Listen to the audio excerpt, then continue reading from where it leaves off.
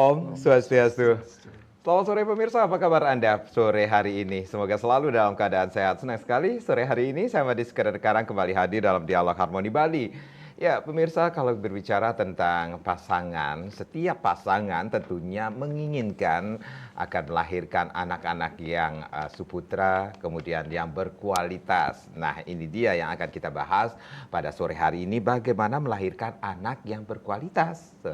Tentunya sudah hadir dua narasumber yang akan kita ajak berbincang-bincang mengenai topik kita pada sore hari ini. Langsung saja saya sapa. Yang pertama ada Profesor Dr. Lekete Suryani SPKJK. Om Swastiastu, Prof. Om Swastiastu. Sehat selalu, Prof. Sehat. Prof, ini cerah sekali warnanya hari ini, merah membara. Untuk menunjukkan jiwa saya masih tetap semangat. Tetap semangat. Warna juga mempengaruhi jiwa seseorang ya, Prof ya. Ya. Baik. Terima kasih Prof sudah hadir di sore hari ini. Kita akan membahas tentang bagaimana melahirkan anak berkualitas nanti ya. Dan tentunya sudah hadir juga ada Dr. Cokoda Bagus Jaya Lesmana SPKJK Mars. Om Swastiastu, Dr. Cok. Apa kabarnya Cok? Baik. Sehat selalu ya? Sehat. Baik, terima kasih. Ini kalau kita flashback dulu ke belakang, ini kalau melihat anak-anaknya profesor ini semuanya berkualitas ya. Tinggi-tinggi, ya, yang paling tinggi ya, Prof ya. Yang paling pendek adalah Dr. Cok Bagus. Oh iya. 185. 185 itu termasuk kategori gimana dengan saya, Prof? Yang paling tinggi 2,5 meter. Waduh, nih, Prof. Ini kenapa sih sore hari ini kita begitu pentingnya membahas bagaimana bisa melahirkan anak yang berkualitas? Saya merasa semua orang menganggap bahwa mempunyai anak gampang, tinggal hubungan seksual, sudah punya anak. Padahal tidak harusnya seperti itu. Kalau ingin punya anak yang berkualitas, siapkanlah diri, terutama ibu dan bapak itu harus bebas dari trauma masa lampau. Kalau masih dia mempunyai trauma masa lampau, misalnya waktu kecil dia dikerasi oleh ibu bapaknya atau dia berkelahi dengan gurunya, temannya dan sebagainya, semua itu akan membawa pengaruh waktu dia akan membuat anak. Nah, karena itu sebaiknya sebelum akan menikah, sebaiknya mereka dibebaskan dahulu dari trauma masa lampaunya dan kemudian mereka menikah. Dan suami istri harus bebas dari trauma masa lampau. Kalau tidak, maka setelah dia menikah, hubungan seksual, ada anak di dalam kandungan, disinilah mulai muncul kekerasan, kemudian masalah karena suami istri itu belum mengerti apa yang harus dilakukan, berpikir bahwa apa yang dia lakukan tidak akan mempengaruhi anaknya. Apapun yang dilakukan selama 9 bulan akan mempengaruhi perkembangan mental dan fisik serta masa depan anak itu. Berarti ada hal-hal yang harus dipersiapkan untuk melahirkan anak-anak yang berkualitas nantinya, Prof. Ya, yang paling penting jangan melakukan hubungan seksual sebelum menikah. Jangan melakukan hubungan sebelum disahkan baik oleh adat maupun negara. Seperti itu kan, Prof? Karena saya lihat di Puri Klungkung sampai hari ini masalah ini sangat penting. Kalau mereka menikah sudah hamil lebih dulu, maka harus mendewa saksi dahulu. Benarkah anak ini dari Puri Klungkung? Dan kalau tidak, ya maka dibatalkan. Jadi semua keluarga Puri datang menyaksikan sumpah calon pengantin. Kelihatannya ini sadis, tapi menurut saya ini baik untuk melahirkan anak berkualitas. Seberapa pentingnya atau berpengaruhnya trauma masa lampau terhadap anak-anak yang akan dilahirkan nantinya, Prof? Ya, trauma ini akan membuat anak itu menjadi seperti yang dia alami. Kalau ibu bapaknya berkelahi, maka dalam dirinya semua itu musuh. Kalau ibunya malas, tidak mau melakukan apa, dia juga malas. Apa yang dilakukan ibu selama anak dalam kandungan, baik bapaknya maupun ibu, masuk di dalam memori anak itu. Nah, karena itulah di Bali diajarkan, kalau mempunyai anak, bertapalah. Bertapa. Artinya jangan mudah marah, jangan mudah ini anak yang akan kita lahirkan perlu dibekali dengan hal-hal yang penting. Ya, merasa disayang, merasa dicintai, merasa dihargai. Baik. Nah, petua-petua orang zaman dulu itu luar biasa. Tapi masyarakat menganggap ini aneh, tidak perlu. Yang ada adalah ini anak yang nanti dia besar sendiri. Padahal tidak mungkin. Ada hal-hal yang seharusnya tidak boleh diabaikan begitu saja ya Prof karena ya? masuk di dalam memori anak itu, dan itulah yang akan muncul setelah dia lahir. Baik Prof dan Dr. Cok Bagus, kita rehat sejenak, nanti kita akan lanjutkan lagi bagaimana melahirkan anak yang berkualitas. Pemirsa, di sesi berikutnya kita masih akan berbincang-bincang mengenai bagaimana melahirkan anak berkualitas. Nanti pun Anda bisa berinteraksi bersama kami di 0361894800 dan juga di 0361894801. Sesaat lagi.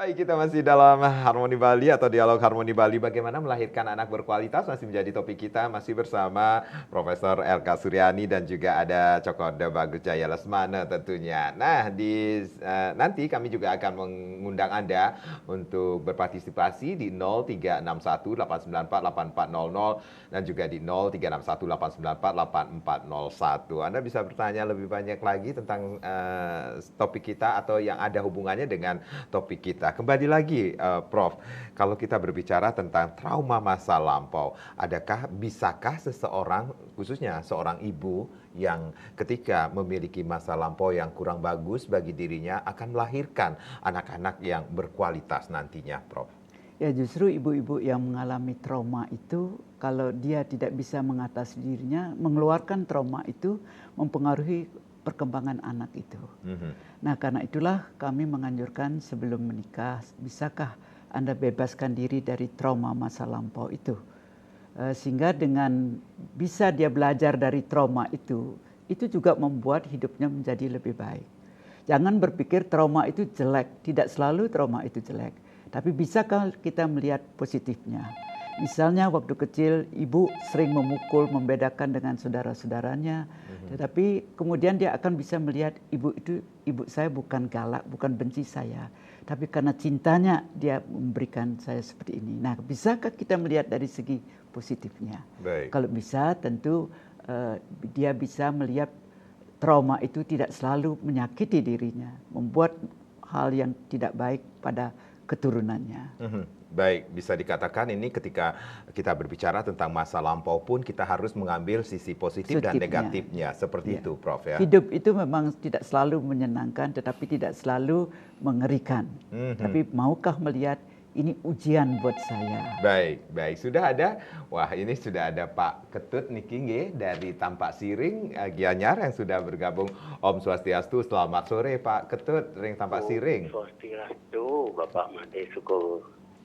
Dan Parang. Om Swastiastu, Ibu Profesor Doktor, masih kelihatan sehat. Om Swastiastu. Om Swastiastu Pak Ketut. Durus. Dokter. Yang menarik nih, mendengar suaranya Ibu Suryani, Profesor Doktor, seperti dulu itu memang benar begitu, seperti bicarakan tadi. Yang kecil terlaksana seperti nikah. Sebelumnya tiang kawin, belum tiang pernah tahu sama kali, belum tahu sama perempuan-perempuannya akan dijadikan suami istri. Kecil gitu ya. Berapa umurnya Ibu Profesor Doktor, masih kelihatan sehat ini jelas. 79 Bapak. Wah, Pak Tut. Berapa? Profesor sudah 79. Baru 79. Baru 79. 9 tahun daripada saya ya. Lebih 9 tahun. Masih kelihatan energik. Tapi saya menarik betul ini bicaraan Ibu ini memang begitu. Kalau dulu saya pernah disuruh itu dari orang tua. Tapi saya tahan, tidak bisa melanggar saya. Tapi sekarang itu mudah-mudahan sudah lain sekali, Bu. Sudah ada jarang mendengar seperti ya bicara yang tadi itu. Sebenarnya itu memang sesuai dengan unuk-unuk memang begitulah tatuo-tatuonya.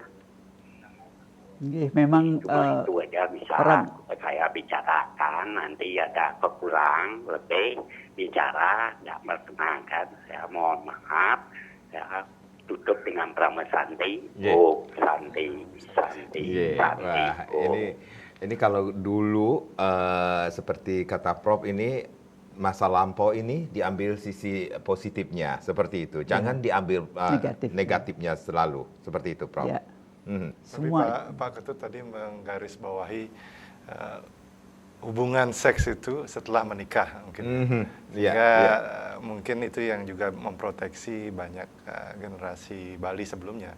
Tapi sekarang mungkin tantangannya tidak seperti yang sebelumnya, bahwa sekarang ini kita menghadapi generasi muda dengan informasi yang sangat global menyerang mereka ya, dan setiap saat, sehingga membandingnya mungkin tidak lagi ke keluarga, ke tetangga, ke masyarakat sekitarnya, tetapi membandingnya dengan masyarakat global, sehingga kebudayaan kita mungkin terkesan kuno buat anak-anak muda sekarang, karena kalau kiblat mereka melihat kebudayaan Barat dengan kemajuan teknologinya, kemudian dengan segala percepatan di informasi dan sebagainya, ini yang mungkin membuat mereka akan terbawa dengan mudah mengikuti pola-pola kehidupan di sana, sehingga yang namanya tadi kata Prof, harusnya melakukan hubungan seksual setelah menikah baru dilakukan, mungkin akan dianggap itu tidak benar. Yang buktinya orang Barat melakukannya sebelum menikah baik-baik saja, bahkan menghasilkan banyak kreativitas, banyak menghasilkan teknologi yang bagus-bagus. Nah, mungkin dilihat seperti itu, sehingga tantangannya saya rasa betul seperti kata Pak Ketut, untuk muda-muda sekarang perlu lebih banyak generasi seperti Prof yang berbicara, menyampaikan bahwa kebijaksanaan itu perlu, dalam arti tidak hanya mengejar materi, tidak hanya mengejar kesuksesan dalam hal teknologi, tetapi jati diri kita sebagai manusia itu perlu juga dijaga agar tidak nanti tinggal di Bali tetapi budaya kita tidak ada lagi, karena sudah membawa dan mengikuti budaya Barat. Bahkan sekarang kan kita sudah mulai melihat bagaimana perilaku orang asing yang datang ke Bali itu tidak semuanya baik. Justru mereka lebih kriminal dibandingkan kita. Nah, kalau konsep-konsep bagaimana menjaga masyarakat yang baik, sopan santun, kemudian beretika, bisa menghargai para gurunya, kan kita diajarkan catur guru, salah satunya menghargai orang tua, guru di sekolah dan sebagainya, itu hilang, maka seperti yang kita lihat sekarang, tamu-tamu itu kan tidak semuanya baik, banyak yang melakukan tindakan kriminal, dan kalau kita mempelajari mereka hanya tanpa melihat bahwa ada aspek negatif juga yang akan ditularkan, maka kita akan kehilangan jati diri. Kita akan melupakan bahwa apa yang diajarkan oleh orang tua kita, apa yang diajarkan oleh budaya kita akan anggap itu kuno dan bahkan tidak memberikan nilai positif buat kehidupan kita. Baik, Dr. Cok Bagus, dari apa yang disampaikan oleh Prof ini sendiri, berarti ada hal yang perlu kita ketahui sebelum kita masuk ke dunia perkawinan, kemudian untuk melahirkan anak-anak berkualitas. Berarti ada hal yang perlu diketahui, persiapan untuk melahirkan. Sejak kapan sih persiapan itu harus dipersiapkan untuk melahirkan anak-anak yang berkualitas ini? Yang namanya persiapan sedini mungkin lebih bagus. Maka dari itu kan cerita itu sangat penting. Bahkan sebelum pernikahan itu terjadi. Bahkan dia sejak dalam kandungan pun kalau memang itu sudah bisa disiapkan oleh orang tuanya, maka dia akan tumbuh ketika menjadi dewasa. Memori yang dia terima waktu dalam kandungan, bagaimana dia dibesarkan, tentu akan menjadi unsur protektif tersendiri buat anak tersebut. Tetapi apabila itu diabaikan oleh orang tua, maka atau setelah mau menikah baru memberikan masukan, begini harusnya, begitu harusnya, maka mungkin buat anak itu tidak terlalu tertanam dengan baik filter ataupun upaya untuk mencegah jangan sampai misalnya melakukan kekerasan kepada anaknya, jangan sampai melakukan kekerasan bahkan pada pasangannya. Kalau sudah dari sejak dini diberikan, maka rasa untuk bisa mencintai satu sama lain itu akan lebih mudah dibandingkan pembekalannya baru diberikan saat mereka akan menikah. Karena kalau tidak itu diberikan sejak dini, saya rasa seperti kasus-kasus sekarang ini, anak-anak banyak menjadi korban kekerasan, bahkan di dalam rumah tangga pun terjadi kekerasan dalam rumah tangga. Padahal di konsep budaya Bali kami melihat kan anak itu harusnya dijaga, diasuh dengan baik karena dianggap mereka ini masih makhluk suci yang harus mendapatkan kasih sayang yang baik dari orang tuanya. Tapi kenyataannya kita lihat kan umur 14 tahun sudah bunuh diri, gantung diri, umur 11 tahun sudah gantung diri, remaja melakukan kekerasan terhadap temannya, kemudian setelah tumbuh dewasa bahkan berani membunuh orang tuanya dan sebagainya. Ini kan menunjukkan bahwa persiapan ataupun masukan-masukan nilai baik buruk itu tidak cukup banyak diberikan oleh orang tua, tidak cukup banyak diberikan oleh guru yang notabene dalam masa pendidikan anak-anak itu guru banyak berperanan, dan juga kita sebagai masyarakat tidak banyak memberikan. Karena seperti contoh tadi Pak Ketut kan mengatakan sudah sangat jarang mendengar apa yang disampaikan oleh Prof. Nah, ini menunjukkan masyarakat kita juga sudah mulai abai ya, acuh tak acuh dengan bagaimana menanamkan nilai baik dan buruk. Berpikir, oh sudah guru yang mengerjakan, oh sudah HP-nya yang mendidik anak-anak saya, kok nonton di YouTube sudah selesai. Padahal kan tidak seperti itu. Justru suara, seperti tadi kata Pak Ketut, suara dari orang tuanya, suara dari keluarga terdekat, suara dari masyarakat, itu sangat menentukan bagaimana anak itu akan tumbuh dan berkembang, memiliki jati diri untuk menjaga dirinya, jangan sampai justru mudah melakukan kekerasan, mudah menelantarkan anaknya, bahkan mudah melakukan tindakan yang harusnya tidak dia lakukan, misalnya melakukan hubungan seksual sebelum menikah, kemudian karena tidak diharapkan melakukan pengguguran dengan gampangnya. Kan sampai Bapak Wali Kota atau siapa kemarin menemukan jenazah bayi. Nah, itu kan menandakan satu sisi kita tidak siap, di satu sisi juga tidak ada tanggung jawab, tidak merasa bahwa kalau saya membuat janin saya itu sampai meninggal, itu melakukan pembunuhan. Kan tidak ada konsep artinya dengan membiarkan begitu saja di pinggir jalan, bahwa sudah melakukan pembunuhan artinya ada karma yang akan ditanamkan pada dirinya maupun pada keturunan berikutnya. Nah, ini saya rasa tidak bisa hanya dari satu sisi saja yang bicara, harus semua mau bertanggung jawab kalau kita ingin seperti harapan Ibu Prof tadi melahirkan anak berkualitas.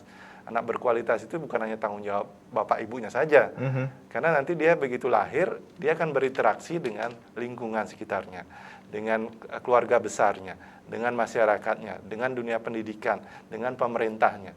Nah, kalau pemerintah sendiri acuh tak acuh mengabaikan, kalau ada kasus baru bereaksi, ya mau tidak mau akan terjadi seperti di negara barat kah, atau yang seperti sekarang bahkan sudah kita lihat di depan mata ya. Bagaimana kekerasan itu sangat mudah terjadi, bagaimana pembunuhan itu sangat gampang kita lihat, kita akses, dan membiarkan anak-anak kita terekspos dengan hal-hal yang harusnya mungkin belum waktunya, sehingga terkesan tidak ada penyeimbang, terkesan tidak ada bagaimana merasakan orang lain, bagaimana merasakan dirinya sendiri juga, bahwa saya punya nilai, sehingga tidak mudah mengambil keputusan kalau ada masalah ya sudah gantung diri saja, bunuh diri saja.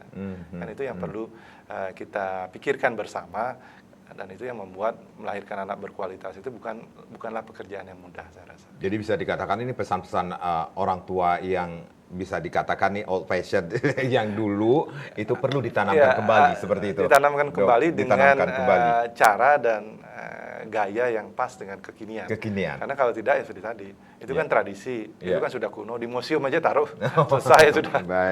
Baik. Prof dan Dr. Cok Bagus, kita rehat kembali, nanti kita akan lanjutkan lagi. Pemirsa jangan kemana-mana, di sesi berikutnya silakan Anda bisa berinteraksi kembali bersama kami di 0361894800 dan juga di 0361894801 dengan topik kita melahirkan anak-anak yang berkualitas. Kami akan kembali saat lagi.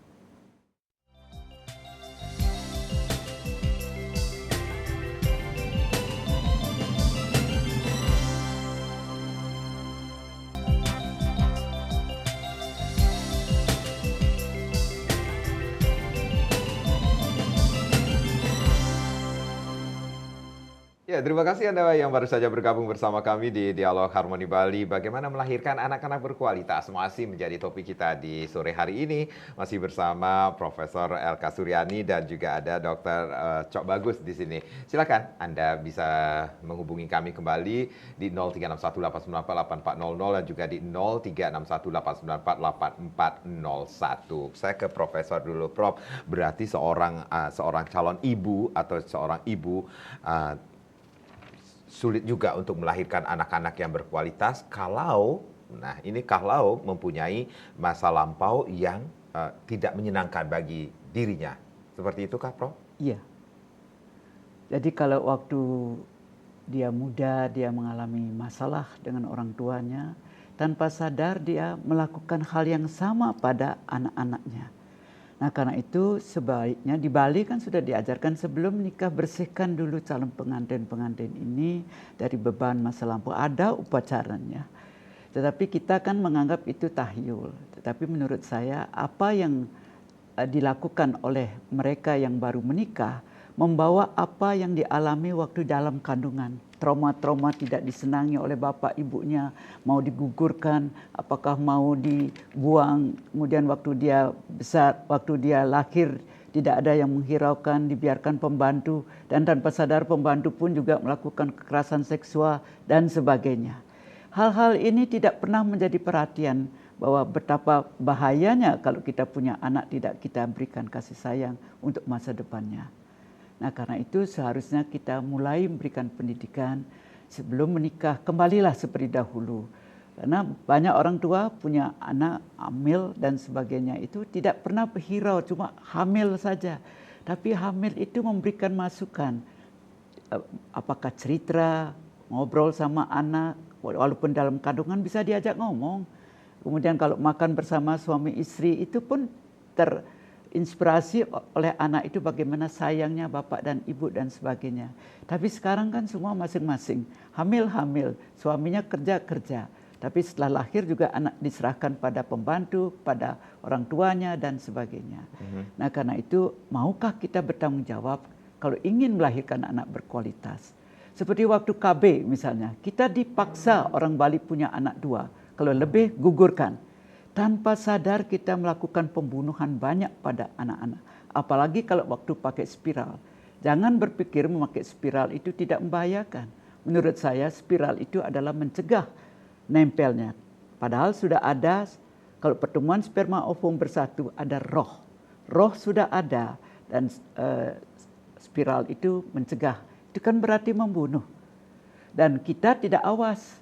Padahal roh-roh anak yang digugurkan itu akan datang meminta ibu bapaknya doakan saya. Tapi ibu bapaknya tidak mengerti. Dan tanpa sadar dia mengganggu ibu bapaknya, mengganggu saudaranya.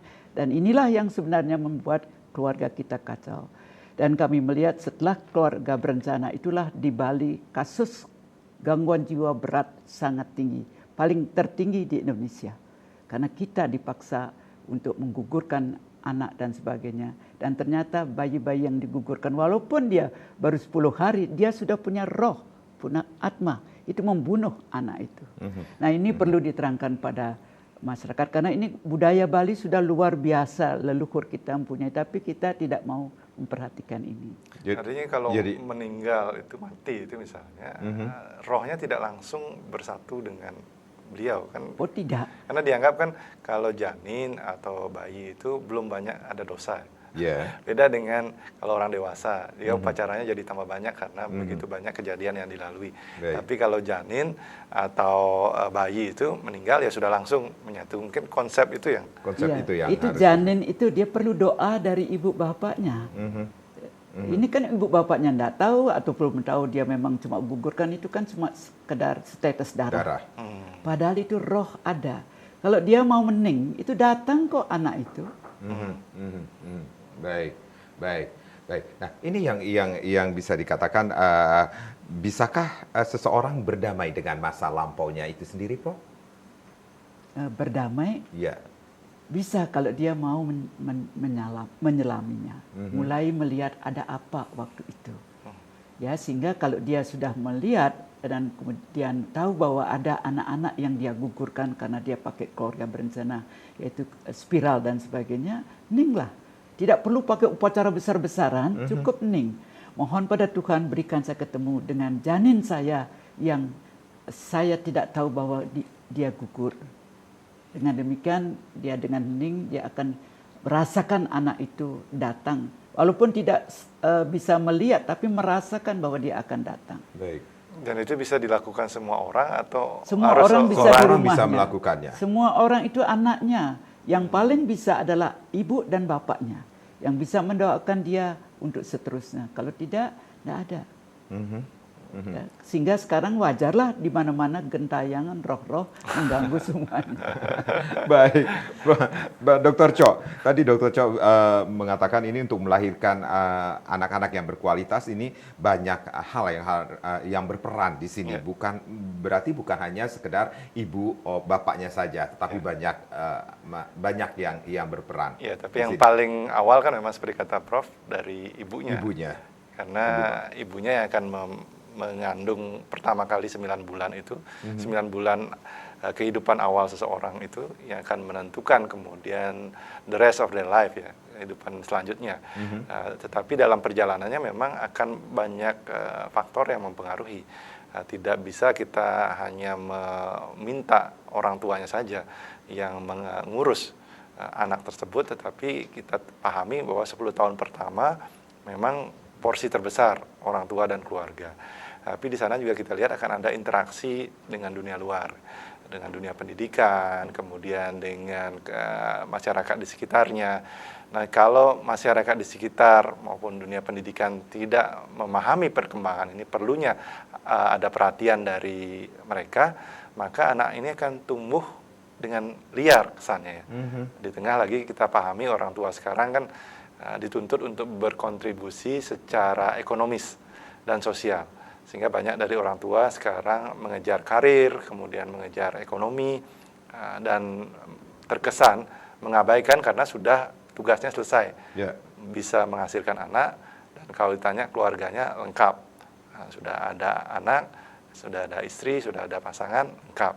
Tapi mereka melupakan bahwa ketika ada anak ini, dia akan tumbuh dan berkembang sehingga perlu dipupuk, perlu dibina, perlu diberikan kasih sayang, perlu diberikan pengharapan, sehingga mereka dalam perjalanannya akan punya berbagai macam, boleh dikatakan aplikasi lah dalam dirinya untuk memproteksi bagaimana menghadapi kehidupan ini. Karena kalau tidak, mereka akan kekurangan senjata, boleh dikatakan, menghadapi ganasnya kehidupan ini. Kalau dulu mungkin hanya berhadapan dengan ya di kabupatennya sendiri, karena tidak akan banyak keluar. Tetapi sekarang jangankan keluar kabupaten, luar negeri pun menjadi pilihan sekarang. Kita lihat kan banyak orang-orang Bali memilih untuk kerja di luar. Nah, kalau ini tidak disiapkan, maka kita akan kehilangan mereka juga. Nyaman di negara luar dan melupakan tanah kelahirannya. Jadi rugi juga melahirkan anak berkualitas, kemudian tidak ada kontribusi untuk daerahnya. Justru kemudian banyak pendatang yang datang ke Bali menikmati indahnya Pulau Bali, magisnya Pulau Bali, tanpa memahami bahwa ada budaya yang harus dijaga. Karena kalau tidak, Bali itu hanya sekedar namanya Pulau Bali, tetapi orang dan budayanya jadi tidak ada. Oke, baik. Yang lebih penting juga adalah peranan guru TK dan guru SD. Pada saat itu akan memasukkan memori baru pada anak.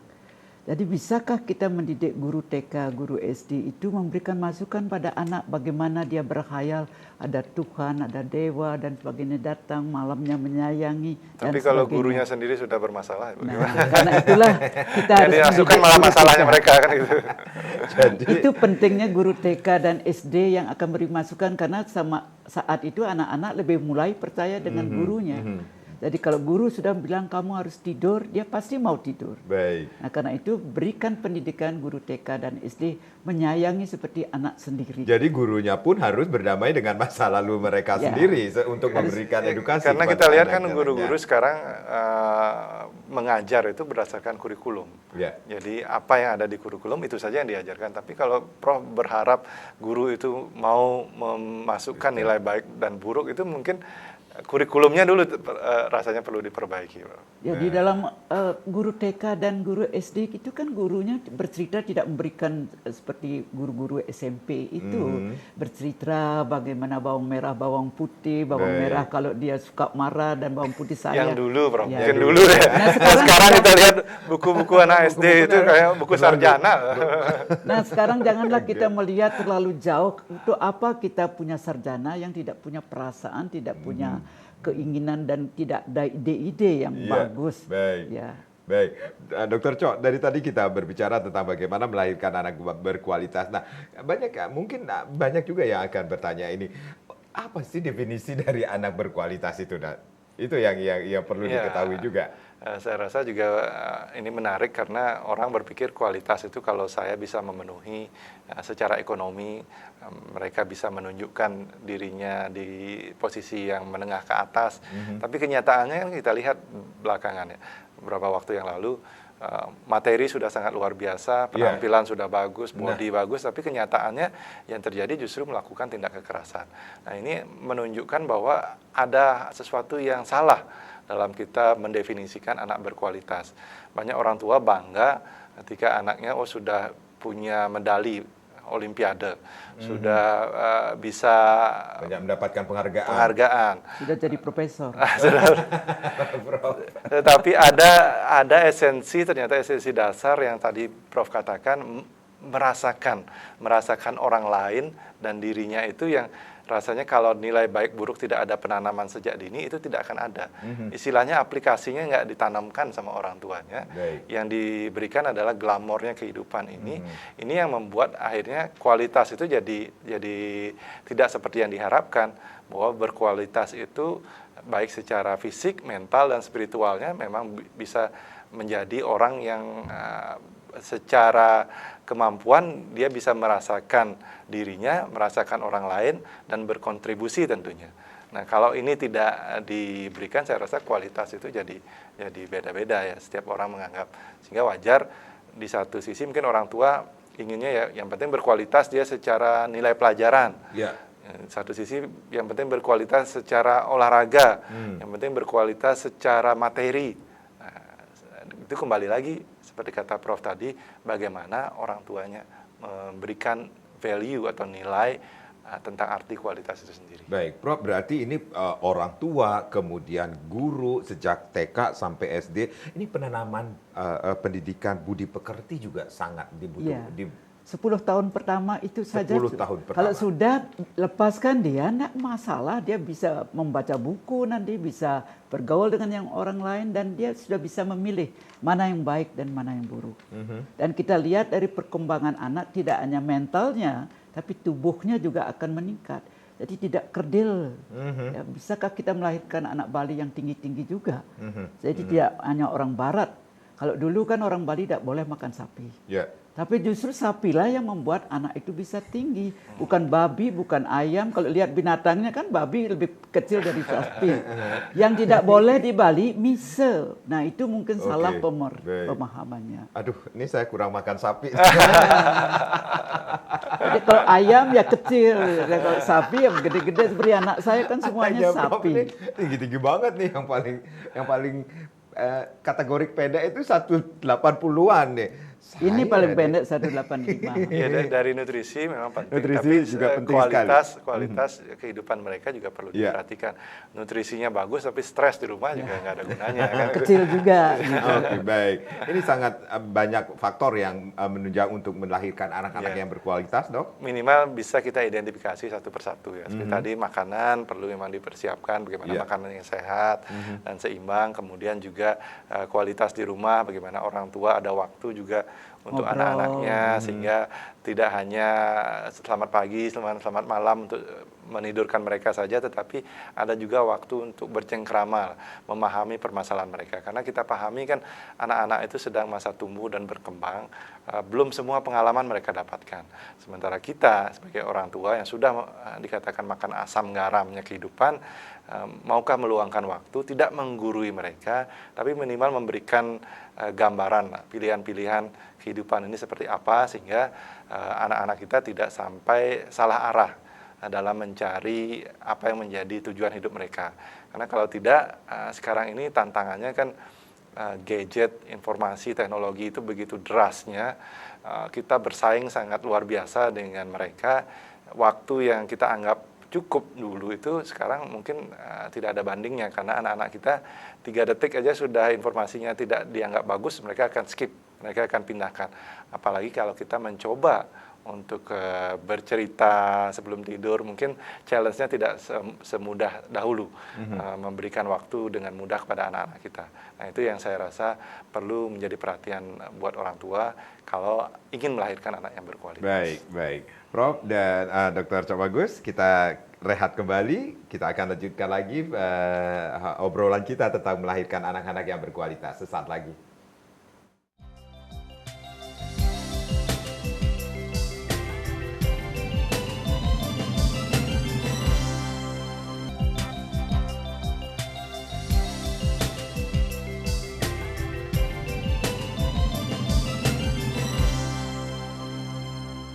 Kita masih dalam obrolan sangat menarik sekali bagaimana melahirkan anak-anak yang berkualitas, masih bersama Profesor Elka Suryani dan juga ada Dr. Cokorda Bagus Jaya Lesmana tentunya.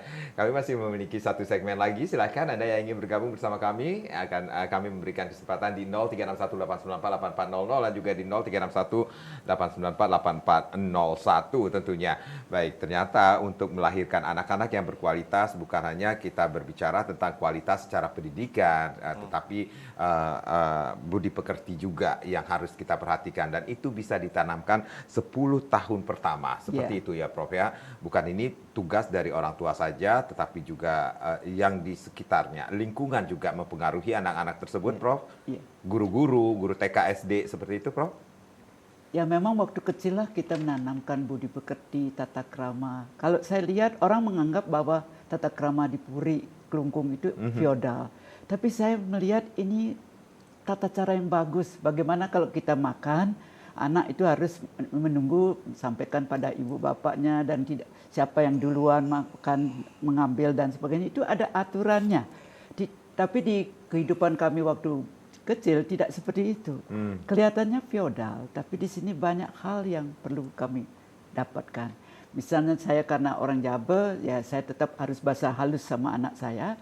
Tapi anak saya minta juga berbahasa menengah saja. Saya tidak mau dia kasar sama saya. Dan lain-lainnya. Jadi dari pelajaran yang kami dapatkan di Puri Klungkung itu, banyak hal yang orang tidak mengetahui bahwa itulah pendidikan yang baik. Bagaimana kalau misalnya membuat banten, kita bersama anak-anak menghormati ibu bapaknya dan sebagainya. Nah, apakah kita bisa jangan dilihat feodalnya, tapi tata krama itu. Dan sampai hari ini pun hal itu masih ada. Jadi seperti saya harus bahasa halus sama anak saya. Anak saya tidak berikan bahasa kasar. Memang banyak orang yang ibunya Jawa kasar sama ibunya, tapi saya tidak mau. Menengah sajalah. Anak juga harus menghormati ibunya dan sebagainya. Jadi dari sini saya banyak belajar, ternyata budaya Bali luar biasa, melebihi dari adat yang di Barat itu. Tapi kita lebih memandang Barat itu jauh lebih bagus daripada lebih maju, gitu seperti mungkin itu. Mungkin karena menganggap di Barat itu penuh dengan kebebasan ya. Sementara ketika kita melihat budaya kita yang kata Prof tadi terkesan ya mengungkung, kemudian memproteksi sangat luar biasa, jadinya kesannya kita dibatasi oleh segala sesuatunya dan melakukan hal-hal yang akhirnya memilih sesuatu yang bisa memberikan kebebasan. Makanya memilih seperti yang dilakukan di Barat itu, bagaimana kehidupan itu begitu bebasnya, sampai yang namanya seks pun bebas ya, terkesan, dan membuat anak-anak kita berpikir juga, oh di Barat itu tidak apa-apa, kenapa kita mesti seperti kata orang tua setelah menikah baru hubungan seksual. Nah, itu yang perlu dipahami juga, dan orang tua punya tugas untuk melakukan semacam controlling ya buat kondisi yang ada di keluarganya maupun di masyarakat. Cuman kan jarang kita lihat sekarang orang tua mau menegur, memberitahu, katanya takut nanti kalau ditegur anak-anaknya marah, bahkan berujung nanti melakukan tindakan yang mengakhiri hidup. Sehingga ada keengganan kemudian dari orang tua, dan bahkan generasi sekarang dianggap generasi stroberi yang begitu bagus terlihat di luar, tetapi di dalamnya itu sangat rapuh, sangat mudah untuk hancur. Dan ini yang membuat juga kekhawatiran dari orang tua, kalau saya terlalu keras, nanti ujung-ujungnya berakhir kepada hal yang tidak baik. Tapi kalau tidak dikerasi, siapa yang akan mengarahkan mereka, siapa yang akan mendidik mereka. Nah, dilema semacam ini kami rasa juga banyak kami lihat di masyarakat, yang tentunya perlu ada pembinaan, tidak mengekang, tetapi cukup memberikan kebebasan sehingga kreativitas itu tetap muncul. Jangan sampai nanti kita ingin, seperti kata Prof tadi, ya, belajar tradisi, tapi generasi sekarang menganggap tradisi itu sesuatu yang harus dimuseumkan. Padahal belum semuanya kita bisa eksplor tradisi itu dengan baik. Belum semuanya kita pahami bahwa ada esensi-esensi dasar yang tentunya membuat kita sebagai orang Bali sampai sekarang dianggap punya rasa etika tempo seliro yang baik dengan orang lain. Dan itu perlu kita pelajari dari orang tua kita. Bahkan kearifan lokal kita yang dulu pun perlu kita bangkitkan juga saat ini, seperti itu. Dan waktu kecil pun juga harus dididik bahwa kamu harus bisa juga membiayai diri sendiri. Jangan menganggap mandiri. Jangan menganggap semua tanggung jawab orang tua. Jadi dari kecil kita ajak bekerja sama, seperti anak-anak saya semuanya bekerja kok. Waktu kecil saya jualan anggrek, anak saya ikut menanam anggrek, kemudian jualan jajan dan buat apa, mereka ikut. Dan dari sana dia belajar bahwa semua itu bisa dilakukan dan akan mendatangkan uang. Dan kemudian kami latih dia main basket, dari basket pun dia bisa mendapatkan uang. Baik. Nah sekarang cucu-cucu main basket, jangan melihat orang pemain basket itu santai-santai, tapi dia justru bisa menyekolahkan dirinya masing-masing. Jadi kita punya anak banyak bukan berarti beban, tetapi kita akan membuat mereka bisa mandiri. Dengan demikian lahirlah anak-anak Bali yang berkualitas. Supaya jangan seperti sekarang. Kita sudah di Bali itu sedikit sekali orang Bali karena sudah tidak ada yang punya anak. Semua di steril dan sebagainya. Karena secara hitung-hitungan ekonomi memang cost-nya tinggi. Tapi yang dihitung memang masih cost-nya saja, kontribusi baliknya belum. Berarti ada nggak sih tipsnya untuk melahirkan anak-anak yang berkualitas, Dok? Kalau dari saya berharap ya dengan kita berbicara tadi, tentunya dimulai dari pasangan yang akan menikah ini, bagaimana menyiapkan diri dalam memilih pasangan yang tepat, dan setelah menemukan pasangan tentu berpikir jangka panjang bahwa ada tugas untuk bisa memiliki anak, dan dalam memiliki anak itu tentu perlu dilakukan persiapan seperti tadi, baik secara mental maupun spiritual perlu dilakukan, sehingga ketika kita membuat anak tidak asal-asalan membuat anak, tapi anak yang memang betul-betul kita siapkan untuk berkontribusi buat bangsa dan negara ini. Baik, Prof, ini saat membuat anak ini waktu yang tepat pada saat malam hari atau pagi hari, bulan purnama atau tidak? Yang tepat adalah waktu Anda merasakan masa subur. Jadi kalau perempuan sudah merasa subur, hening dulu, meditasi dulu, dan beritahu suami nanti malam kita buat anak. Jadi tanda masa subur adalah setelah habis mens, diukur dengan termometer air raksa. Kalau sudah 37,5, ini teori dari Prof. Manuabe, itu masa subur. Buat saat itu, maka itu akan anak laki-laki. Besoknya, lusanya anak perempuan. Jadi dari sononya juga perempuan itu lebih kuat dari laki. Aduh, Bro. Yang dari sananya perempuan lebih kuat dari laki-laki. Kan bisa, laki cuma satu. Yang kedua, jangan berpikir bahwa mungkin kandungannya cekung apa datar. Kalau datar harus diam sampai pagi.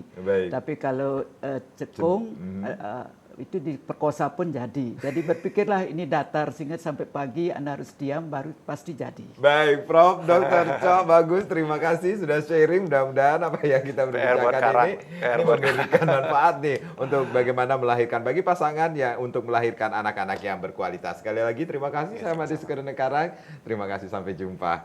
Om Santi Santi Santi Om.